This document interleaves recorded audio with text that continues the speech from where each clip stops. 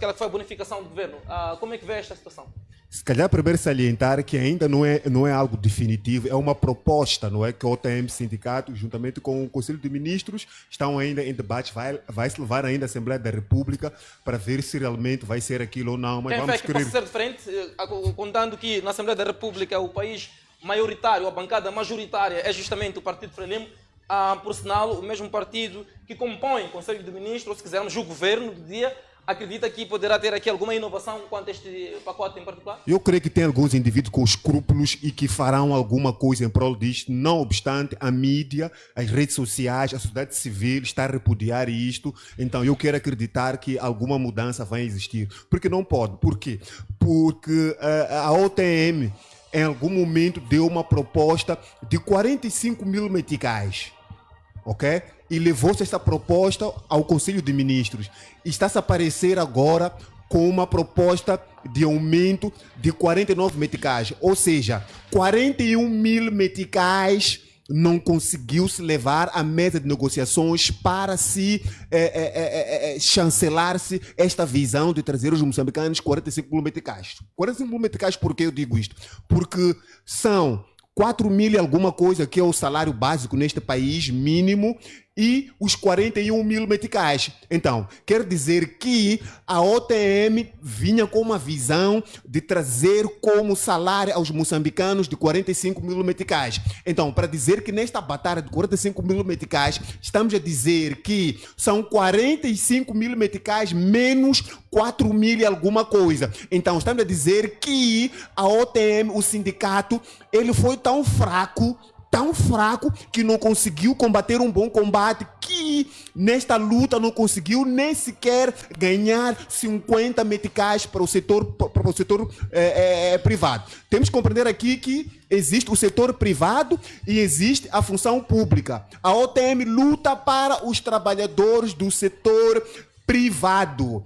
A função pública é que tem que ter reações para fazer face ao sindicato. Por quê? Porque, infelizmente, este sindicato ele está partidarizado. E se está partidarizado, quer dizer que não terá muita reação em prol daqueles que, infelizmente, que estão frente a frente com o setor público. São os grandes embondeiros que estão em frente dos destinos deste país. Ou seja, estamos a dizer que aqui que o sindicato está de mãos atadas para trazer resposta àquilo que é a insatisfação dos funcionários do aparelho do Estado, não, da função pública. Então, estamos aqui diante de uma situação que é preciso trazer indivíduos que carregam o DNA do patriotismo, do nacionalismo, para mudar este quadro histórico. Como pode o setor privado, que é o setor que dinamiza a economia nacional, que traz mais divisas para o setor de economia moçambicana, mas infelizmente é aquele que tem sido desprezado. Ora, vejamos. Olhamos para aquilo que é a agricultura, olhamos para aquilo que é a pesca. São grandes dois setores onde albergam o maior número de trabalhadores, mas são esses setores onde não há aqui incentivos, onde não há aqui aquilo que é o movimento econômico para os bolsos desses indivíduos que lá funcionam. Por isso que nós hoje encontramos indivíduos que nem sequer querem fazer agropecuária, nem sequer estão preocupados em fazer cursos que têm a ver com a terra. Por quê? Porque não há incentivo. E se não há incentivo, naturalmente que não haverá aderência. E o Estado aqui perde. Por que o Estado perde? O Estado perde porque o Estado não quer flexibilizar aquilo que é o processo de crescimento desses dois setores. Porque a indústria tem como visão flexibilizar aquilo que é o processamento do crescimento da economia nacional. O Estado moçambicano decretou como agricultura a base de desenvolvimento do país, mas esta mesma agricultura não está sendo levada em consideração e aparece o presidente Chapo a dizer que nós devemos lutar para uma independência econômica. Mas aqui está a haver um contrassenso, não procede, é improcedente. Isto porque não está a haver aqui nenhuma obra em prol do mecanismo de crescimento desses dois setores, setor da agricultura, setor da pesca. Então, não tem como trazer aqui resultados para o tesouro, para o crescimento da economia, sem que esses dois pelouros eles venham ter uma maior atenção daqueles que estão em frente dos destinos deste país. A indústria aparece como vetor de flexibilizar aquilo que é economia. Porque se nós temos uma economia a crescer, quer dizer que temos instituições fortes que estão em frente deste país. Agora, se temos instituições fracas, naturalmente que nós sempre seremos indivíduos, um país que vai defender daquilo que é o orçamento que vem da diáspora para fazer face àquilo que são as despesas públicas. Então, é preciso com que se olhe para a questão da pesca, olhe-se para a questão da agricultura e olhe-se com maior atenção para a questão da indústria. Não tem como um país falar de desenvolvimento sem que a indústria ela esteja ativa. E a indústria traz aqui um ponto a ser referenciado. O que a indústria faz? A indústria não tão somente flexibiliza aquilo que é o crescimento do produto interno bruto, que é o PIB, mas também alberga maior número de funcionários, o número de empregados. A questão de empregabilidade no país acaba reduzindo. Não são supermercados, não são lojinhas que vão erradicar ou que vão diminuir aquilo que é o número de desemprego. Se a gente vê os países do primeiro mundo, não precisa ser país do primeiro mundo, aqui na África do Sul, se a questão do desemprego não está em números muito assustadores, é porque é um país onde as indústrias elas estão a funcionar e as indústrias têm a capacidade de levar um número muito grande de indivíduos desempregados. Mas aqui já não. Por essa razão que nós estamos aqui com uma economia primária, uma economia que está a andar de muletas, exatamente porque não está-se a dar aqui aquilo que é o devido valor a esses setores aqui comigo elencados. Nhantum vai dar, portanto, vai ceder um pouco deste tempo, na verdade já esgotou os seus 5 minutos iniciais e vamos passar para o ilustre Massing. Ivandro, já falou ao seu colega do painel, é mesmo a continuidade do debate havido ontem, é uma espécie de continuação da aula anterior, se quisermos. O que se lhe oferece dizer? Parece que ontem saiu daqui com um sentimento também de quem não conseguiu tudo explanar dentro daquela que era, portanto, a sua abordagem. E se possível, Clemente Carlos, passar aquelas imagens que ontem estivemos aqui a usá-las para fazer a exposição. Ok. Deste Vou pedir já aos colegas, senão vão dizer que não podiam colocar a imagem porque era o convidado quem solicitou, mas peço eu também, com todo o respeito, colegas, na regi, a partilha de imagens que trouxemos na edição de ontem e que também já reforçamos o pedido para esta edição, naturalmente, para que venha acompanhar aqui a dissertação do ilustre Massing. Olha, Clemente e povo moçambicano, falar de salários é falar da vida no geral do povo moçambicano, porque esta questão salarial afeta todos os setores. Todos os setores estão condicionados ao salário. E do debate de ontem, algo deixou-nos indignados. Para mim, em particular, estava a acompanhar uma exposição onde fez-se um leilão de uma pedra preciosa retirada daqui de Moçambique, um rubi de 21 quilates. E este rubi de 21 quilates, uma pedra, custava e foi vendida a 34 milhões de dólares. Clemente, eu não conseguia apanhar sono. Eu fiquei a noite toda a refletir se uma pedra de 21 quilates é vendida num leilão a 34 milhões de dólares. Quantas pedras destas nós temos em Moçambique? Será que nós não conseguiríamos resolver estes problemas salariais apenas com os nossos recursos naturais? Com a venda e a exploração de todos estes nossos recursos naturais? Nem que estivéssemos a vender uma pedra de diamante a $1.000, a $100, seria possível cobrir e suprir todas as necessidades e despesas do nosso país. O que é que está em questão aqui? É falta de dinheiro. Se o aumento salarial é 49 meticais, a alegação é a falta de dinheiro. Mas nós temos recursos a todos os níveis, todo tipo de recursos minerais, naturais e hídricos. E a pergunta que não se quer calar é: Por que é que não podemos fazer o uso destes recursos para suprir as necessidades e despesas do nosso Estado, do nosso país e do nosso povo? Porque é assim que as outras nações fazem, a exemplo da Rússia, que é uma das potências autossuficientes. Nós chegamos à conclusão, quando se faz o levantamento de todos os recursos que o nosso país tem, nós também somos autossuficientes. Temos praticamente toda a tabela periódica de recursos minerais para a fabricação de todo tipo de material de construção. Não precisamos de importar nenhuma matéria-prima. Temos desde o alumínio, o ferro, para o cimento, a matéria-prima para a produção do cimento. Temos a pedra, as areias pesadas. Em termos de material para construção, para obras públicas, nós não precisamos de mendigar. Mas a pergunta que não se quer calar é por que não se faz uso destes recursos para resolver os nossos problemas? Clement, se puder passar aquelas imagens das fábricas falidas após a independência, isso vai nos levar ao entendimento e à conclusão de que neste momento o nosso país é simplesmente um supermercado.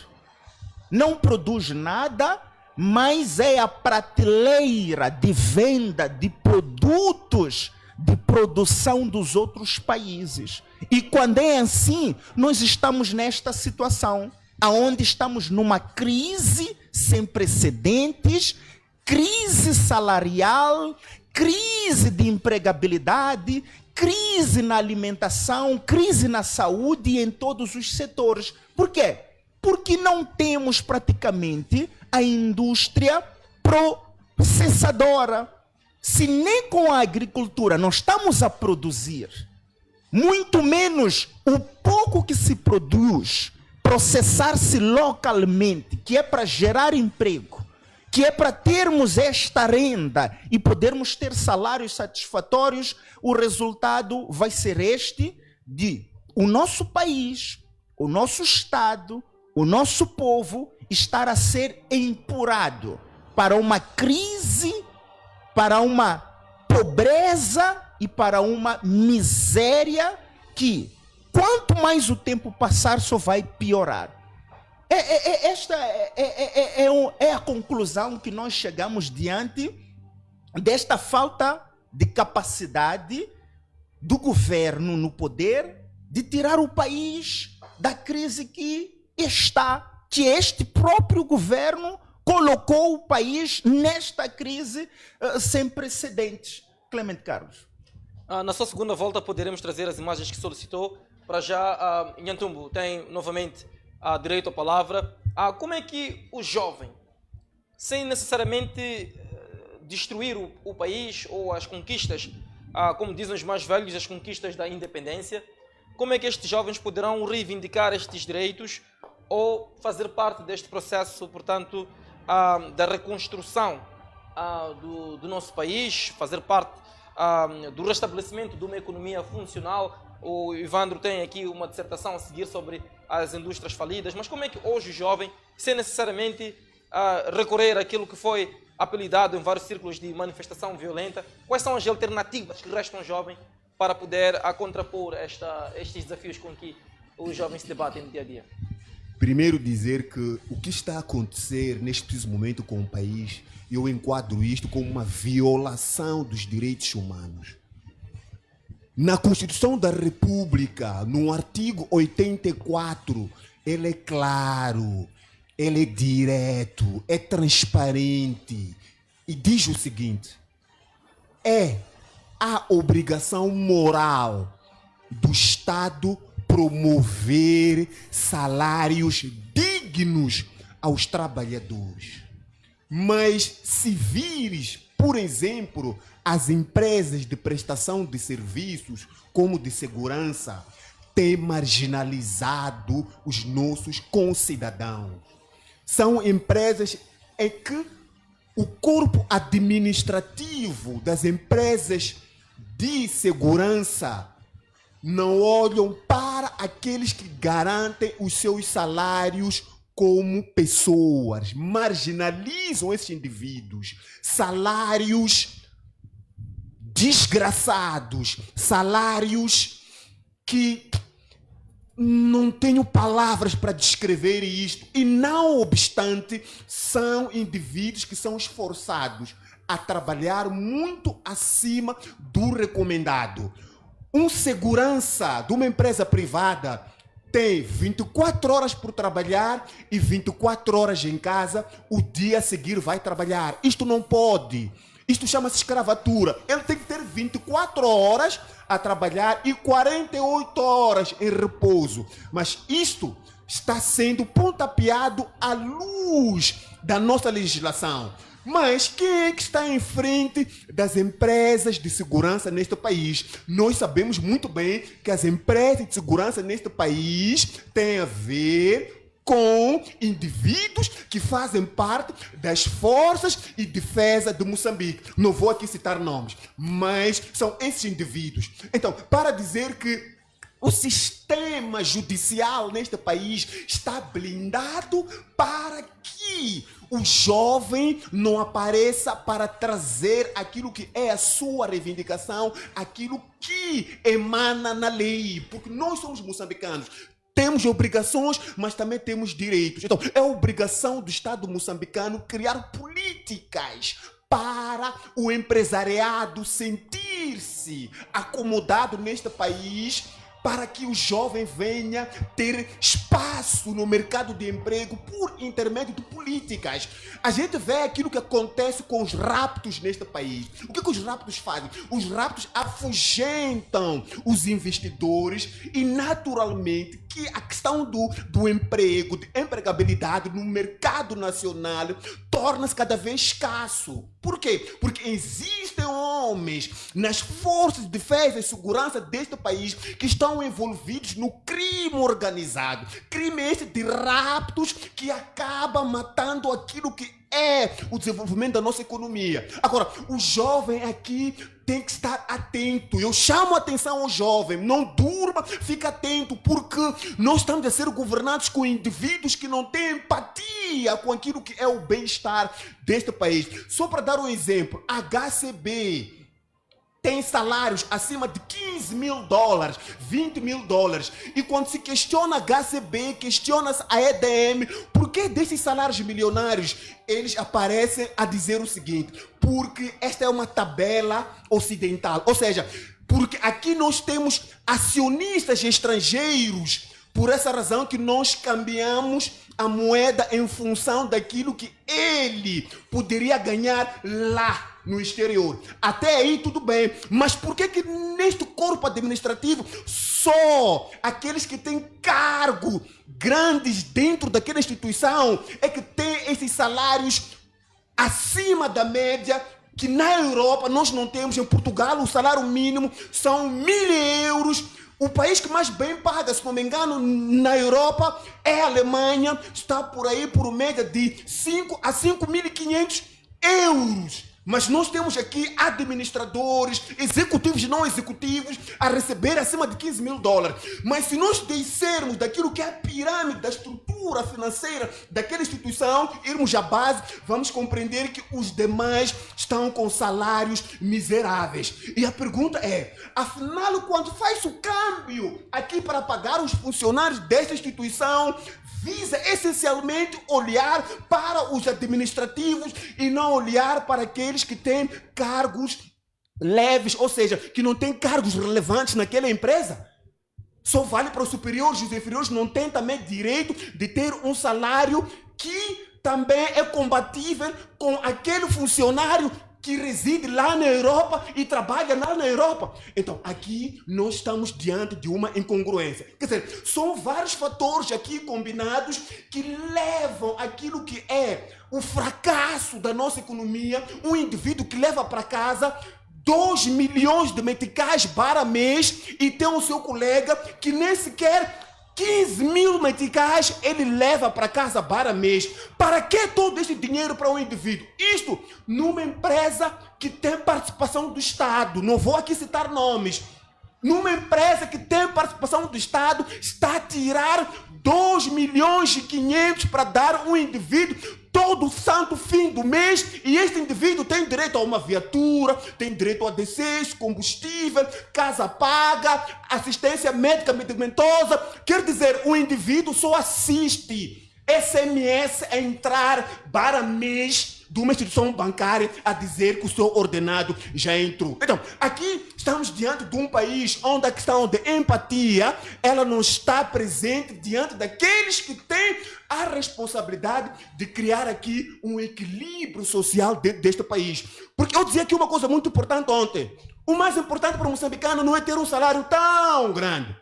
O importante é que aquilo que o moçambicano ganha por mês venha trazer para a sua casa aquilo que é uma alegria, uma sustentabilidade. Porque não basta ganhar muito e este muito também não surtir efeito. Mas para o efeito é preciso que Moçambique pare de ser um país parasita e passe a ser um país produtivo, para que a questão da logística não venha asfixiar aquilo que é o bolso do moçambicano. Muito bem, só para não sermos acusados de ter lançado aqui alguns dados não lá muito, vamos dizer, concretos, ajudei aqui o colega Hélio Nhantumbo nos cálculos. Portugal, salário mínimo, qualquer coisa como 870 euros, muito bem, está perto dos 1.000 euros do meu colega Nhantumbo.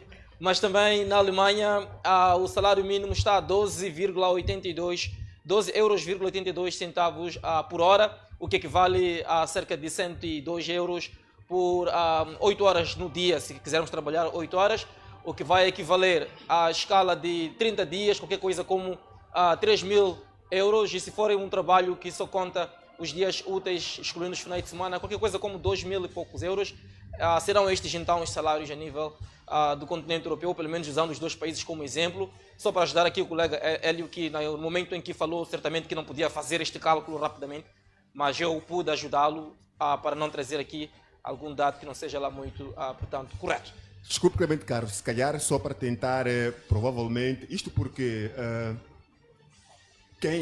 na Europa o modelo é quanto mais tu te entregares, tu terás o teu dinheiro. Eles pagam em função do teu esforço. Correto. Agora, eu compreendo aquilo que dizes, porque está na tabela, é de lei. Agora, se tu te esforçares, pode ganhar mais. Pode ganhar mais. Então, foi nesse sentido que eu aqui falei. Certo. Mas estás correto. Muito obrigado. Certo. Obrigado nós, Hélio. Então, Ivandro, também, mais 5 minutos para si. Estamos aqui a controlar o tempo para que não nos acusem de não termos sido justos uns com os outros. Tem aquelas imagens das fábricas, indústrias certo. passadas. Vou pedir então a Regi.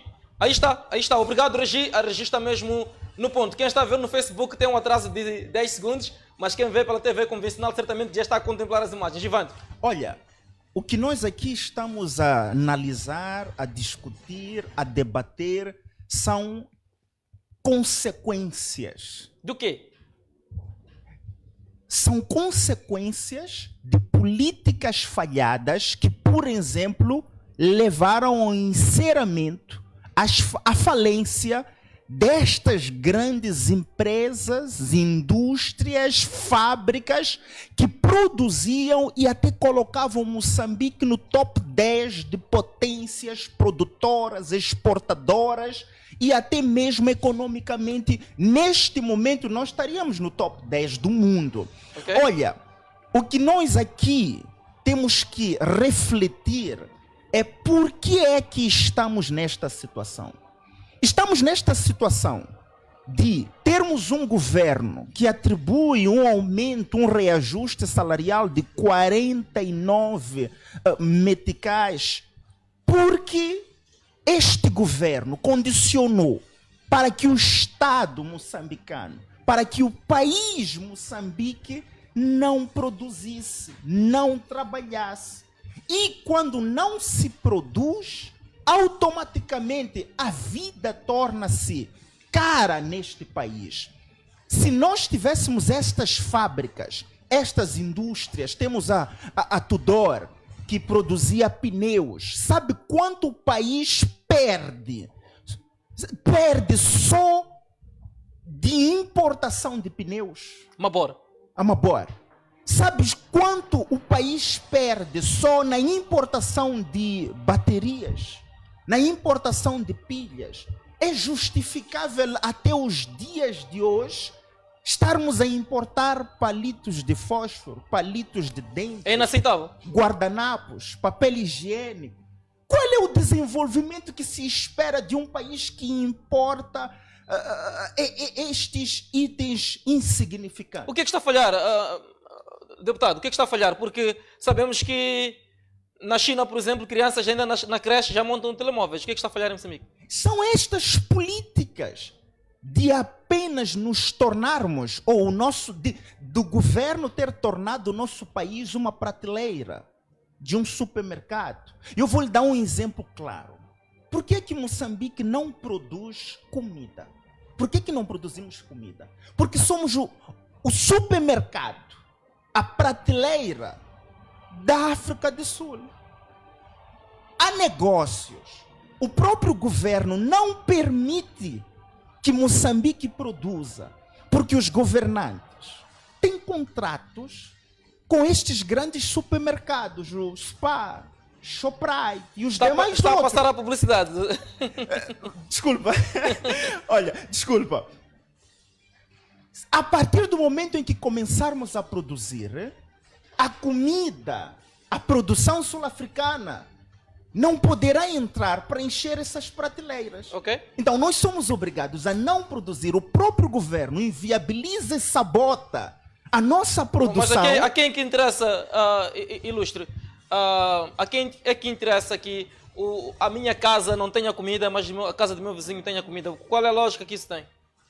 Interessa quem ganha dinheiro com isto. Quem está a ganhar dinheiro? Está a dizer que alguns governantes são sócios Alguns governantes. destes supermercados que citou? Claramente. Por que até os dias de hoje faremos aqui uma reflexão? Não conseguimos ter uma N1 em condições que liga Moçambique, do Rovuma, Maputo e do Zumbo ainda. Ok? É também uma das estratégias. A partir do momento em que tivermos estradas condignas, sobretudo que ligam as províncias, os distritos e localidades que produzem, os moqueiristas não terão necessidade de ir à África do Sul. A nossa comida de vir daqui dos distritos. Tem épocas de produção que a comida, a produção moçambicana apodrece nos distritos, apodrece nas localidades, apodrece nas províncias. Não tem como escoar. Porque não tem como escoar para cá. Ok. Ou para as capitais, por causa das vias de acesso. E aí, percebemos que é propositado. O governo passado, sem querer aqui viver do museu, alguns em vários círculos dizem que quem vive do passado é museu. Não querendo passar por museu, mas contra factos também não há argumentos. Sabemos que o antigo ministro dos Transportes e Comunicações, Carlos Mesquita, havia prometido que já havia se rubricado aqui um acordo, portanto, com o Banco Mundial e o dinheiro já tinha entrado para a construção da Estrada Nacional número 1. E também, dentro deste debate, dizia-se que o mesmo projeto arrancaria até junho do ano transato, o ano passado, 2024. O que é que está a falhar? Só teríamos que ter aqui um membro do governo para responder-nos exatamente o que é que está a falhar. Mas nós sabemos o que é que está a falhar. Se realmente estes valores foram financiados para a construção da estrada e até hoje não foi construído, acontece sempre aquilo que nós estamos acostumados. Os dinheiros são desviados. Se for entrar agora na internet e fazer consultas de todos os financiamentos que já recebemos nos últimos 5 anos para resolver o problema das estradas, das vias de acesso, eu lhe garanto que você fica escandalizado. Vai perguntar onde está esse dinheiro se as estradas não foram... É só ver os valores. Ilustre deputado, por que as instituições de Bretton Woods, sabendo, por exemplo, que... Porque há um histórico, não é? Esses países não tiram dinheiro à toa. Eles fazem uma espécie de investimento porque, a longo prazo, nós temos que pagar de volta. Eu pergunto, sabendo eles que Moçambique não está a aplicar o dinheiro de forma devida ou para o fim que foi solicitado, por que continuam mesmo assim a financiar, portanto, estas iniciativas? Isso é claro. O Banco Mundial não é nosso amigo. O FMI não é nosso amigo. Está a fazer negócio. não lhes interessa que os países africanos desenvolvam, que Moçambique desenvolva, que Moçambique alcance uma independência, uma econômica, financeira. Não lhes interessa, não interessa aos nossos financiadores que Moçambique se torne autossuficiente, autossustentável, autoprodutivo, que não precise depender mais da União Europeia, Americana ou outras para se autossustentar. Certo. E por isso que há este incentivo à corrupção. Porque sabem que os governos africanos, em particular, governo moçambicano, é corrupto, gosta de dinheiro fácil e dão este dinheiro e sabem que não será devidamente usado porque nós somos corruptos. Já esgotou seu tempo. Desviamos a aplicação daquele dinheiro. Deputado Massinho, já esgotou o seu tempo. Vamos passar aqui para o seu colega de painel. Então, fiz uma provocação um pouco ao seu colega sobre as instituições de Bretton Woods, Banco Mundial, FMI, Fundo Monetário Internacional, sobre o porquê de essa insistência, sendo que Moçambique não está a aplicar devidamente o dinheiro, portanto, que dessas instituições recebe.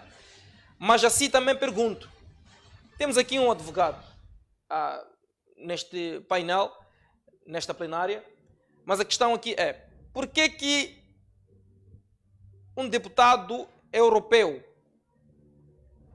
que anda de bicicleta, por que ele chancela ou aprova um financiamento a um país que ele sabe que o ministro deste país anda do último grito de uma Mercedes, de uma Land Cruiser, e que pouco está a fazer? Eu não estou a falar só de Moçambique, estou a falar no contexto do continente africano.